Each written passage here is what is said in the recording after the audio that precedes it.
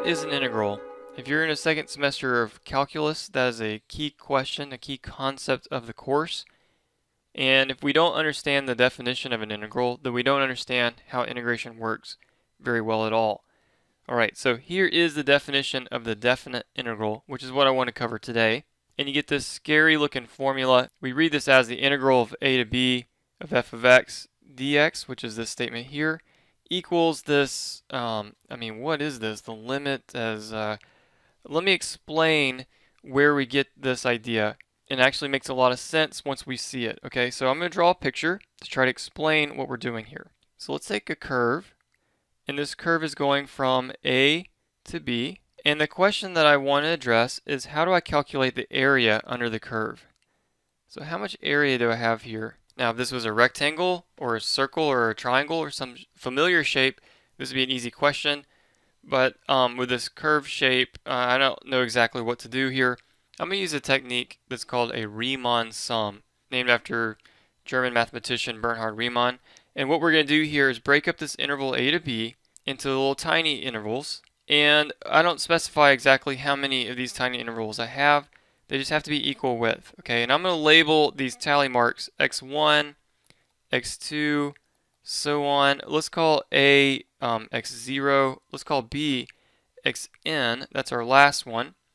And so our last tally mark, the next to last tally mark, will be xn minus 1. Okay, so I have these little sub-intervals breaking up A to B. All right, now what I want to do now is for each one of these sub-intervals, I'm going to pick some sort of representative point in that sub-interval. So for this first sub-interval, which is going from here to here, I might pick this point here.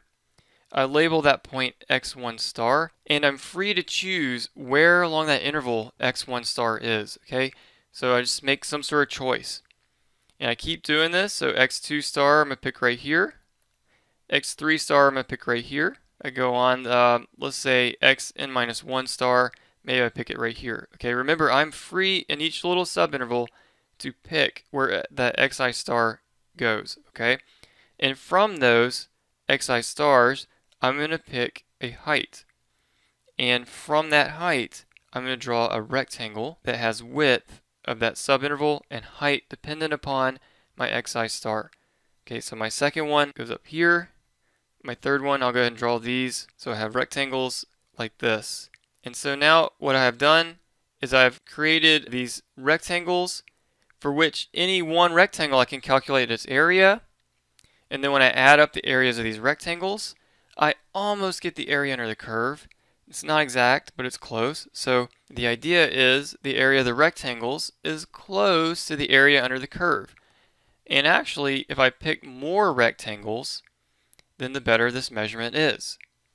Okay, so let's look back to our formula. What do we have going on here? This statement here, this fxi star delta x, is the area of the ith rectangle. And in particular, how do you calculate the area of your rectangle? We need a width. So the delta x is my width. We need a height. And the fxi star, remember those gave us our heights. Okay, so when I look at my picture here, my width right here, that's my delta x. My height of this rectangle here, which is right here, came from f of, in that case, it was xn minus 1 star. But depending on which the ith rectangle, we use the notation f of xi star. Alright, so here we are calculating the area of each rectangle. Now what I needed to do to get the total area based on this idea was to add up those rectangles. And that is exactly what this is saying. This sigma, that's capital sigma, means summation. And I'm adding up going from I equals 1, stopping at n. So in other words, I'm adding n rectangle areas together, which is exactly what we see in this picture. We're adding n rectangles together of equal width, heights based upon our representatives in each subinterval. Now lastly, we said that the more rectangles we put under this curve, so the thinner the widths are, but the more accurate our measurement is of the total area. And so how do I see that in my formula? Right here. When I let n go to infinity, n represents what? The n is the number of rectangles that I have. So if I let that number of rectangles go to infinity, I don't get this crude drawing like I have here. I actually get the smooth curve. I actually get the true area under the curve. And that's the idea behind what we call a Riemann sum. And then when we let that Riemann sum go to infinity, what I mean by that is let n go to infinity, we get the exact area under the curve, and that is what the definition of the integral of a to b actually is. Okay, so we're calculating the area under the curve again by adding up the area of an infinite number of rectangles. We find that area by calculating the width of each subinterval and a height based on some representative from each subinterval, and then we add those areas up. That's how we calculate an integral. I hope that makes sense. Now, a few ideas. We can calculate a good formula for delta, which is the width of my rectangle, because if I want to divide these up evenly, all I have to say here is take the length of my interval, which is b minus a, divided by the number of rectangles I have, which is n. All right, now for xi star, I have choices, and we're free to choose, but it's easiest if we do this systematically. So there are a couple of options. One way we do this, a very common way, is by picking right endpoints. And what I mean by that is on each subinterval, we're just going to pick the right endpoint. We're going to pick all these blue endpoints.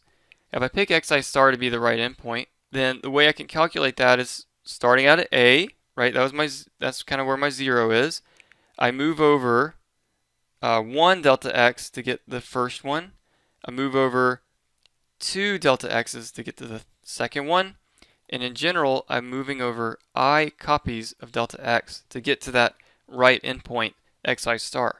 So see, now I've made it a formula. If I want to use left endpoints, which is another common way to do this, then it's the same idea. I just have gone 1 less delta x's. There are other ways to do this. Midpoint is a very common one. I'm just going to stick with these, okay? This is how we explain the definition of the integral. Hope this makes sense. It's very useful, very powerful, and very common. We will reshape these Riemann sums in different contexts to get a variety of applications. So this concept is very, very important. Make sure you understand it. If you have any questions, just let me know. Let me know in the comments, and thanks for watching.